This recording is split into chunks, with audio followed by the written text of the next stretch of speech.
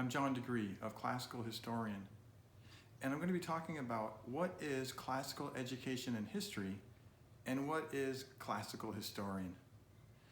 Simply, classical education and history is an approach to studying and learning history that does not depend upon the mastery of history from the teacher's standpoint, but instead depends upon the patience, love, and caring of the teacher in approaching the student with history. Simply put, classical education and history trains the child where he or she is at in their time of life. For a younger person, age 10 or 9, the child is ready for games, for mimicking, for copying, and is very excited to please the teacher. As the child gets older, age 12 or 13, the child wants to analyze and say what he thinks and express himself. And as he ages into the high school years, 15, 16, 17, the child wants to prove things and challenge himself. Classical education and history provides an approach to history which enables the teacher to bring out the best in every student. Now, the longer answer relies on a few premises that we at Classical Historian hold in providing excellent history materials, approach, and a way to help teachers teach history. The first premise is we believe in absolute truth and morality.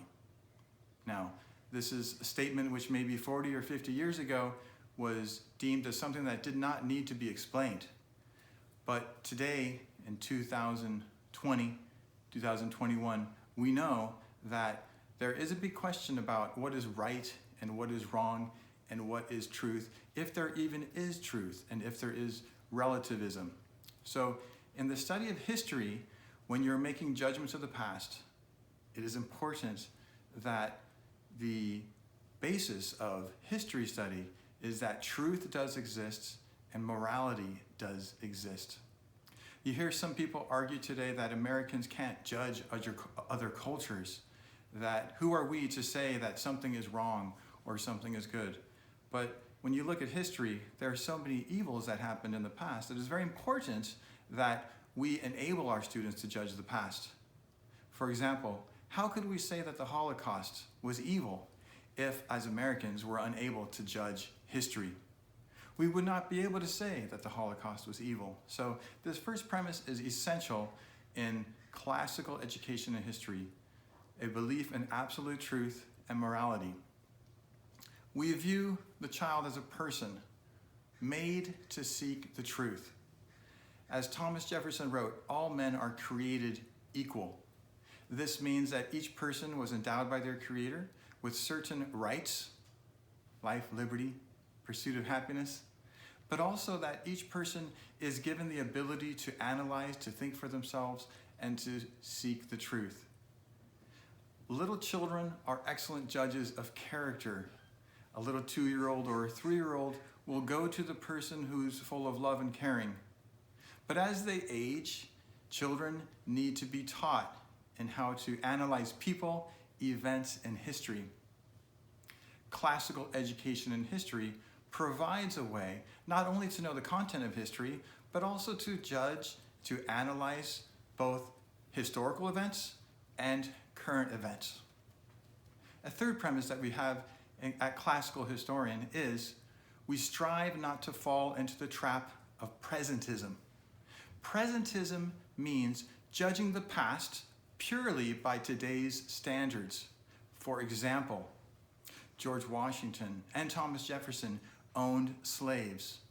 Today, we view slavery as a moral evil and would not ever follow a person who had slaves. So how could we honor people like George Washington or Thomas Jefferson?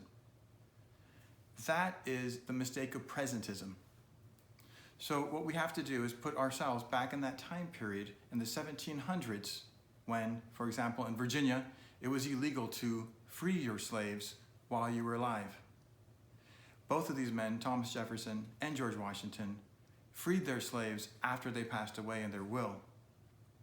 So it's challenging, right, to judge the past, to analyze what was good and what was bad, but we strive not to fall into this sin of presentism. Classical education in history is approach to teaching history. It's not about mastering one particular time frame. I've heard some people argue that for classical education, all you need to know is ancient Greece and ancient Rome. And while it is key and central to the study of history, to study our cradles of civilization, of Western civilization, what do we do when a student wants to learn about the New Deal or World War I or World War II?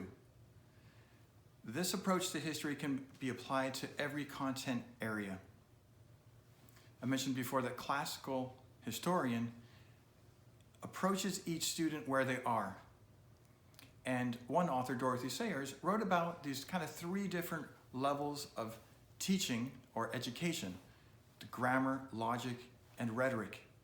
In the grammar stage, where a child is before the age of 11, they are into discovery, going outside, learning about things, going to museums, reading books with their parents, and to be amazed at just learning what is out there. Also, children at this age like to memorize things, they like to sing songs. By the age of 12, though, most children are ready to say what they think, to go beyond just seeing what's there, the who, what, where, and when. At age 12 or so, they want to know the why, and they begin questioning both teachers and parents, and this is a very positive thing. What may happen in a regular school setting is that this child will not be allowed to flourish, but will be indoctrinated and be forced to memorize things. And what happened to many adults who are our age is that when they went to school, they really disliked or even hated history because their teacher seemed to know all the facts and would just lecture, and they were supposed to memorize exactly what the teacher thought. Little did we know at that time that the teacher could be wrong or could be completely biased towards one side. Little did we know also as 15-year-olds, 16-year-olds, that the textbooks could be also biased towards one side, and we're not really showing all of the different perspectives and arguments.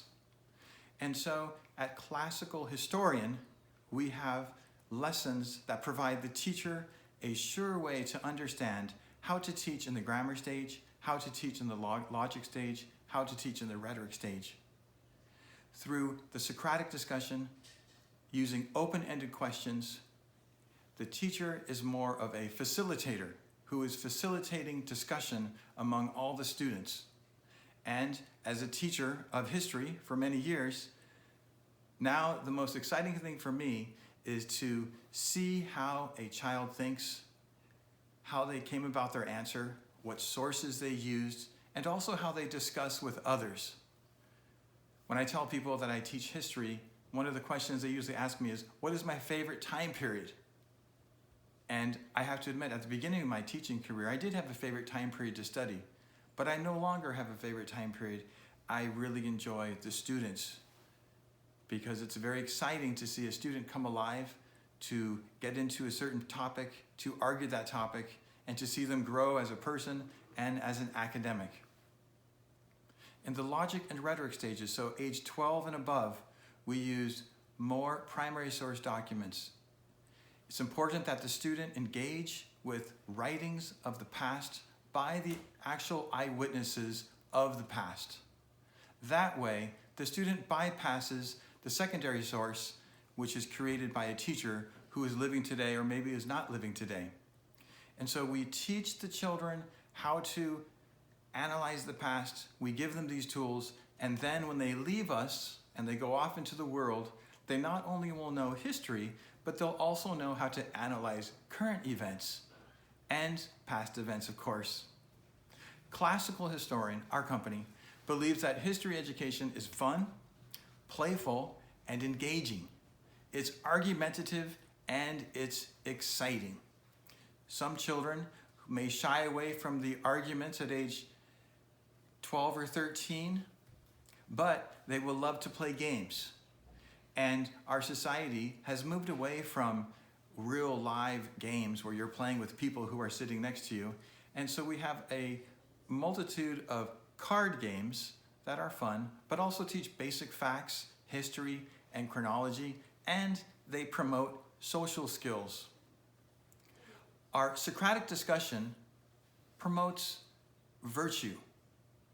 We strive for moral excellence in everything that we do. And the main way that a history teacher exudes virtue and teaches virtue is by modeling. So in our questioning of students and in how we challenge them gently, we show them how they can have a good political or economic discussion with others. We all know that in America today, it is nearly impossible to have a calm, dispassionate discussion with someone who disagrees with us. But it's perhaps easier to do this if we're talking about an event that happened 100 years ago or 200 years ago, where our passions are removed from it. So in practicing these virtues and these discussions with things from history, we are training ourselves, training the next generation to discuss current events with each other. The classical historian teaches patriotism, a love of country, liberty, and justice. We defend the noble idea of a republic, Western civilization, and the natural rights of all individuals. The ancient Romans believed in patria, which meant a love of law and liberty with the idea that it was honorable to die for one's country.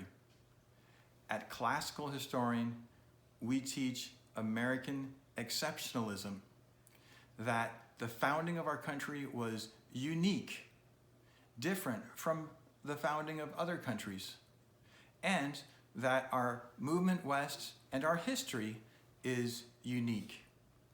This is something that all American children need to learn. Our founding fathers wrote and taught that for a republic to survive, its citizens need to be patriotic, need to have a love for their country, because a republic requires the active participation of its citizens. Classical historian promotes these ideas. We defend our republican form of government, teaching a love of country, while at the same time not putting blinders on where our country erred. It's important in history to look at the good and the bad, and sometimes the ugly. And at Classical Historian, this makes it more exciting, where students are able to take positions that go against each other and go against the teacher, and they are compelled to search for evidence in a variety of sources and primary source documents. How do we take all of our beliefs and ideals and carry them out? All of our products and services are unique, fun, and educational. I have been a classroom teacher for 29 years. My family has homeschooled for the past 18 years. We have a great deal of experience, both in large classroom settings with 38 students, many of them English learners, and also small, intimate homeschool settings with 1 or 2 students.